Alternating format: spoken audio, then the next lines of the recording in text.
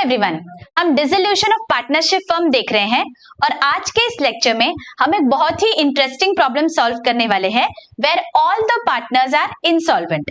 आपके text book में से पेज नंबर 249 पे जो प्रॉब्लम नंबर 11 है वो हम डिटेल में डिस्कस करेंगे। तो लेट्स गेट स्टार्टेड। देखिए, let's read the problem. Following is the balance sheet as on 31st March 2019 of a firm having three equal partners, Preeti, Priya and Prachi. हमें बैलेंस शीट दिया गया है और उसके नीचे क्या लिखा है, let's read. The firm was dissolved due to insolvency of all the partners. Machinery was sold for 18,000 while furniture fetched 14,000. Stock realized 35,000. Realization expenses amounted to 2,000. Nothing could be recovered from Priya and Prachi, but 3,400 could be collected from Preeti's private estate. Close the books of accounts of the firm. अभी यहाँ पे सारे partners जब insolvent हो जाते हैं तो हम क्या करते हैं दोस्तों, हम सिर्फ एसेट्स को ट्रांसफर करेंगे रियलाइजेशन में और लाइबिलिटीज के लिए हम अलग से अकाउंट्स बनाएंगे। ठीक है, तो let us look at the balance sheet first and then all the items we are going to transfer to the respective accounts. Let's see, asset side पे क्या क्या है, मशीनरी, फर्नीचर, स्टॉक, ये तीनों भी आइटम्स हमारे जाएंगे रियलाइजेशन अकाउंट में, राइट। सो हमारी एंट्री आ जाएगी realization account debit to respective assets. So let us do that. To sundry assets. कौन से है, machinery, furniture and stock. Let us right that down. Machinery, furniture, stock. Amount 23, 16 and 47. 23,000, 16,000 and 47,000. Okay, आगे क्या है, cash at bank. तो हम bank account में balance लिख देंगे 10,000 rupees. Here we'll write to balance brought down. Okay, आगे profit and loss account का डेबिट बैलेंस है 84,000। अभी हम क्या करते हैं, जो भी हमारे एक्यूमुलेटेड प्रॉफिट्स या लॉसेस है we will transfer those to the partners in their profit sharing ratio. यहाँ पे हमारा प्रॉफिट शेयरिंग रेशियो क्या है, इक्वल। तो 84,000 डिवाइडेड बाय 3, दिस इज 28,000। ये क्या है, ये हमारा डेबिट बैलेंस है प्रॉफिट एंड लॉस अकाउंट का। तो जब हम इसे क्लोज करेंगे अकाउंट को तो इसे हम क्रेडिट करेंगे और किसे डेबिट करेंगे, पार्टनर्स के कैपिटल अकाउंट को। So let us go to the partners capital accounts and here we will write down 28,000 each to profit and loss account. Okay, Now let us go to the liability side of the balance sheet. यहाँ पे प्रीति, प्रिया और प्राची के balances है। Let us write those down in the capital accounts. 40, 35 and 25. 40, 35 and 25. By balance brought down. Okay? आगे क्या दिया है, trade creditors 50,000। Now जब भी सारे पार्टनर्स इंसॉल्वेंट होते हैं हम आउटसाइड लाइबिलिटीज को अलग से लेजर अकाउंट बनाते हैं। तो 50,000 ट्रेड क्रेडिटर्स के अकाउंट में हम बैलेंस लिख देंगे, यहाँ पे 50,000 by balance brought down. Okay, आगे क्या दिया गया है, लोन अकाउंट 30,000 और लोन अकाउंट के आगे ब्रैकेट्स में कुछ लिखा है। Let us read that, secured bye machinery. इसका क्या मतलब होता है, तो जब भी मशीनरी बेचेंगे और उसके बाद जो पैसा मिलेगा सबसे पहले वो पैसे में से हमें ये लोन को रीपे करना है। This is what is meant by secured by machinery, मतलब it is has a charge against machinery या फर्स्ट चार्ज अगेंस्ट मशीनरी। इसका मतलब जब भी कोई भी पर्टिकुलर एसेट हो जिसके अगेंस्ट चार्ज है उस पे सबसे पहला अधिकार ये लोन का है। ठीक है, तो जब भी वो एसेट बेचेंगे और पैसा मिलेगा we have to give to this particular liability, loan हम उससे रीपे करेंगे, इसका ये मतलब होता है, ठीक है। सो लोन का बैलेंस है 30,000, तो लोन अकाउंट में हम जाएंगे and here I am going to write down 30,000 by balance डॉट डाउन। Alright, okay. अभी देखिए सारे हमने बैलेंस शीट के जो भी आइटम्स थे सारे हमने ट्रांसफर कर दिए। अभी उसके नीचे क्या लिखा है, let us read one by one. Machinery was sold for 18,000, furniture was fetched 14,000, stock realised 35,000। पहले तो कितना पैसा मिला, लेट अस सी, 67,000 ये पैसा मिला हमें सारे एसेट्स बेच के। तो हमारी एंट्री क्या आ जाएगी, bank account debit to realisation 67,000। तो पहले ये एंट्री लिखते हैं, उसके बाद मैं आपको बताऊंगी which is a very very important part. तो यहां पे हम पहले लिख देंगे बाय बैंक अकाउंट 67,000 और बैंक अकाउंट में लिखेंगे टू रियलाइजेशन अकाउंट 67,000। ओके, अभी देखिए यहां पे बहुत इंपॉर्टेंट चीज है बच्चों, यहां पे दिया गया है that the loan is secured by machinery. जब भी ऐसा दिया गया है we have to check that machinery बेचने के बाद हमें कितना पैसा मिला। देखिए मशीनरी वो सोल्ड फॉर 18,000, तो ये जो 18,000 मिला है ये सबसे पहले हमें देना पड़ेगा लोन को। तो लोन 30,000 का है और 18,000 मतलब कम मिला है, फिर भी हम पूरा के पूरा अमाउंट दे देंगे लोन के रीपेमेंट के लिए। तो हमारी एंट्री यहाँ पे आएगी loan account debit to bank 18,000। Getting it, ये पूरा पैसा लोन के लिए जाएगा because it is secured against machinery. तो लोन अकाउंट में हम जाएंगे and here we are going to write down to bank account 18,000 और बैंक अकाउंट में हम क्रेडिट साइड पे लिख देंगे बाय लोन अकाउंट 18,000। देखो इसके पहले वाले पार्ट में मैंने आपको बताया था दैट सारे जो भी आउटसाइड लाइबिलिटीज होते हैं हम उन्हें प्रोपोर्शनेटली ट्रांसफर करते हैं, राइट। लेकिन ये एक्सेप्शन है बिकॉज यहाँ पे स्पेसिफिक सिक्योरिटी दिया गया है। अगर सिक्योरिटी है इसका मतलब वो सिक्योरिटी बेचने के बाद, वो एसेट बेचने के बाद जो पैसा मिलता है वो अधिकार होता है वो लाइबिलिटी का, वो पैसा लेने का। ऑलराइट, तो दैट इज द रीजन इस केस में हमने प्रोपोर्शनेटली नहीं किया, पूरा 18,000 हमने लोन को रीपे कर दिया। लेकिन अब लोन में कुछ पैसा बाकी है, वो कितना है देखो, लोन में देखो 30,000 का क्रेडिट बैलेंस है, हमने 18,000 रीपे किया तो बचा कितना 12,000। ये 12,000 is your unsecured portion of loan. इसका क्या मतलब होता है, now this loan is at par with other external liabilities. मतलब अब जब हम पेमेंट करेंगे that time we have to consider 12,000 to be repaid proportionately. समझ में आ रहा है, 30,000 वॉज माई टोटल लाइबिलिटी। अगर मशीनरी बेचने के बाद पूरा मेरा 30,000 पे ऑफ हो जाता तो कोई बात नहीं थी, लेकिन पूरा तो पे नहीं हो पाया, कुछ बैलेंस बचा है। अभी जो बचा that is the unsecured portion of the loan. तो जब भी मैं एट द एंड पेमेंट करती हूँ मेरी एक्सटर्नल लाइबिलिटीज को, that time I have to consider this 12,000 for doing proportion. Getting it? Okay, हम जब भी पेमेंट करेंगे तो और भी आपको अच्छे से समझ जाएगा। तो यहाँ पे आपको आई होप यू हैव अंडरस्टूड ये सिक्योरिटी का मतलब क्या होता है।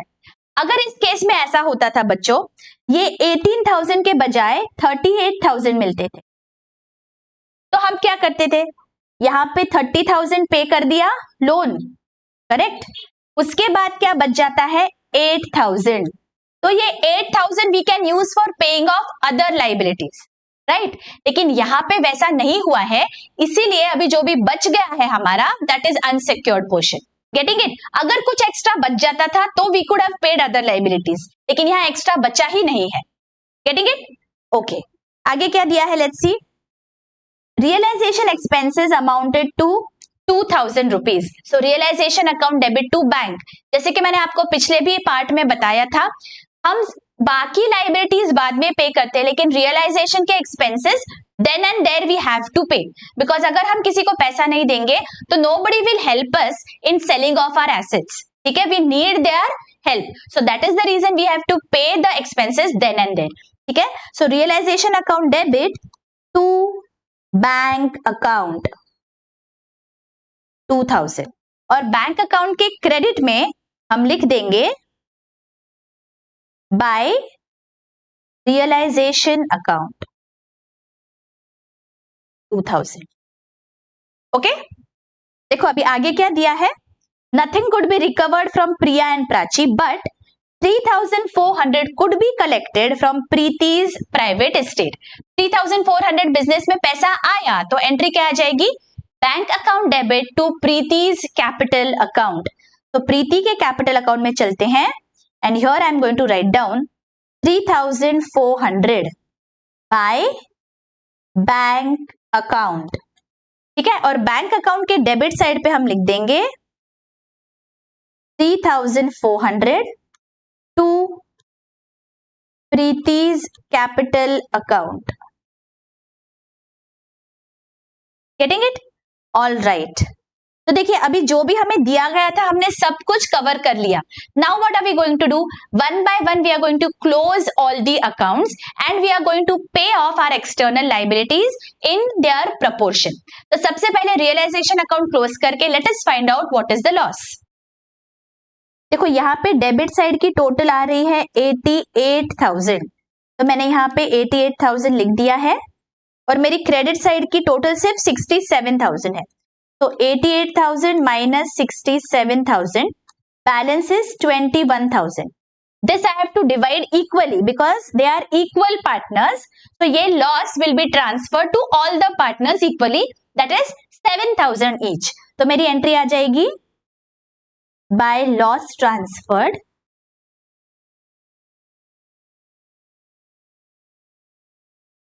प्रीति capital account debit,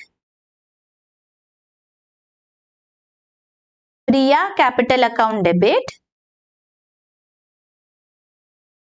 Prachi capital account debit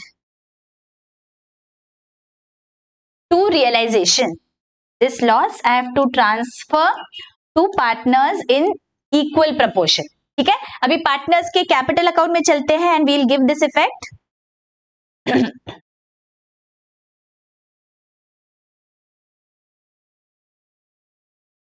to realisation account, alright.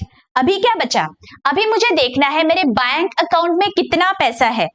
चलो बैंक अकाउंट में चलते हैं, let us find out what is the balance. मेरे डेबिट साइड की टोटल आ रही है 80,400, so I am writing this down here, okay. और ये माइनस करने के बाद 80,400 में से मैं जब 20,000 माइनस करती हूँ मेरे पास बचता है 60,400, ठीक है। This is the amount that I have in bank, जो मैं मेरे एक्सटर्नल लाइबिलिटीज को पे कर सकती हूँ। Now I want full attention from you all. अभी मेरे एक्सटर्नल लाइबिलिटीज कौन से है, देखो क्रेडिटर्स एंड लोन। क्रेडिटर्स है पूरा 50,000, so let me right this down.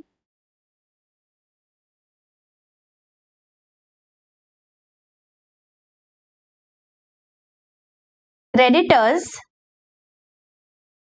50,000, और क्या बचता है मेरे पास लोन बचा है, देखो यहाँ पे लोन में 12,000 इज स्टिल रिमेनिंग, तो ये हम ऐसे ही नहीं छोड़ देंगे। ये जो 12,000 है this is now at par with my creditors, ये अनसिक्योर्ड पोर्शन है लोन का, तो इसे भी हमें यहाँ पे कंसिडर करना पड़ेगा, okay. We have to consider our loan here as well. यहाँ पे हमारी गलती क्या हो जाती है, हम लोन अकाउंट को अभी टच ही नहीं करते, हमें लगता है मशीनरी पे करने के बाद पैसा नहीं है ना, तो लोन अकाउंट को वैसे ही छोड़ दो, नहीं। Now loan is at par with my creditors, अभी दोनों भी एक लेवल पे आ गए, तो दोनों को हमें साथ में प्रोपोर्शनेटली पे करना पड़ेगा, ठीक है। पहले loan account was secured and this was unsecured, तो अभी वो भी अनसिक्योर्ड हो गया, तो जो भी अनसिक्योर्ड लायबिलिटीज है they will be paid proportionately. अभी यहाँ पे प्रोपोर्शन क्या है देखो, 50 और 12, यहाँ पे मेरा रेशो आ जाएगा 50:12. I can also write it as 25:6. तो इस रेशो में मुझे मेरे क्रेडिटर्स और लोन को पे करना है. क्या अमाउंट आ रही है देखो, 60,400 divided by 31 into 25 and 60,400 divided by 31 into 6. यहाँ पे मेरे क्रेडिटर्स को मैं पे करूंगी 48,710 एंड लोन को 11,690. Getting it? ये मेरे आंसर्स आ गए यहाँ पे. This is the amount that I am going to pay to my creditors and loan. I hope this is very clearly understood. जो भी unsecured liabilities है external, they have to be paid proportionately. तो मैंने यहाँ पे proportion निकालने के लिए लोन का जो बचा हुआ अमाउंट है वो यहाँ पे कंसिडर किया है, that is 12,000. ठीक है, and then I have divided my amount, bank amount in that proportion. ठीक है, तो अभी पेमेंट की एंट्री कर देंगे. Creditors account debit to bank 48,710. creditors account debit to bank account 48,710 और बैंक अकाउंट में क्रेडिट साइड पे हम लिख देंगे by creditors. Similarly loan is 11,690 का रीपेमेंट, तो यहां पे हम लिख देते हैं बाय लोन अकाउंट. और लोन अकाउंट में चलेंगे and here I am going to write down 11,690 to bank account. Okay, अभी देखिए हमारा बैंक अकाउंट भी क्लोज हो गया और हमारा रियलाइजेशन अकाउंट भी क्लोज हो गया. अभी हमें क्या करना है, हमारे जो एक्सटर्नल लाइबिलिटीज है वो अकाउंट्स अब हम क्लोज कर देंगे वन बाय वन. तो लेट अस सी क्या टोटल आ रही है. यहाँ पे I have to write down 30,000 and जो भी बैलेंस बचेगा I have to transfer to deficiency account. तो टू डेफिशिएंसी अकाउंट यहाँ पे आ रहा है 310. So I will go to my deficiency account and here I am going to write down 310 by loan account. Alright, similarly creditors पे चलते हैं. यहाँ पे कितना बैलेंस है 50,000. तो जो भी बचेगा that I have to transfer to deficiency account. What is the balance 1,290. So let us write this down here by creditors account. Okay, अभी क्या करना है, at the end we have to close partners capital account. So partners के capital account में चलते हैं and let us see what are the balances here. मेरे partner Preeti की क्रेडिट साइड की टोटल है 43,400. So I am writing this down here. और जो भी बचेगा I have to transfer that to deficiency account. कितना बच रहा है 8,400. I don't have the money to pay Preeti, so I am transferring this to deficiency account. Alright, deficiency account में चलते हैं और यहाँ पे लिख लेंगे 8,400 by Preeti's capital account. Okay, let us look at the other partners now. प्रिया की total आ रही है 35,000 and credit side debit side की टोटल भी है 35,000. मतलब प्रिया का कुछ भी ट्रांसफर नहीं हो रहा है डेफिशिएंसी अकाउंट को. नाउ लेट अस सी प्राची के केस में क्या है. प्राची के केस में डेबिट साइड की टोटल है 35,000. तो यहाँ पे मैं 35 लिख देती हूँ. कितना बच रहा है 10,000. अभी प्राची के पास पैसा नहीं है लाने के लिए बिकॉज शी इज इनसॉल्वेंट. तो ये हमें ट्रांसफर करना है डेफिशिएंसी अकाउंट को 10,000 रुपीज. तो डेफिशिएंसी अकाउंट में चलते हैं, यहां पे लिख देंगे to Prachi account. Alright, and here our deficiency account will be closed 10,000. देखिए अगर प्राची इतना पैसा ला पाती बिजनेस में 10,000, So we could have easily paid our creditors and our loan, and we could have also given money to Preeti. But because Prachi couldn't bring anything, हमें पूरा firm dissolve करना पड़ा. Getting it? समझ गया बहुत अच्छी से कि कैसे जब सारे पार्टनर्स इंसॉल्वेंट होते हैं तो कैसे प्रॉब्लम सॉल्व होता है.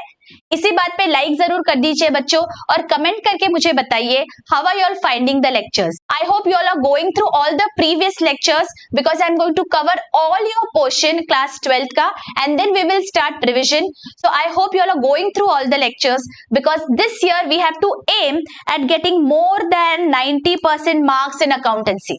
एंड आई गारंटी अगर आप मेरे सारे लेक्चर्स देखेंगे तो 90% मार्क्स आप बहुत आसानी से ला सकते हो. अगर आपने अभी तक सब्सक्राइब नहीं किया है जरूर सब्सक्राइब करिए सो दैट आप नोटिफिकेशंस मिलते रहेंगे आपको. You will not miss out on any lectures. और please spread it among your friends and colleagues so that everybody can take advantage of these lectures. मिलती हूँ आपको अगले वीडियो में. Till then take care, bye bye.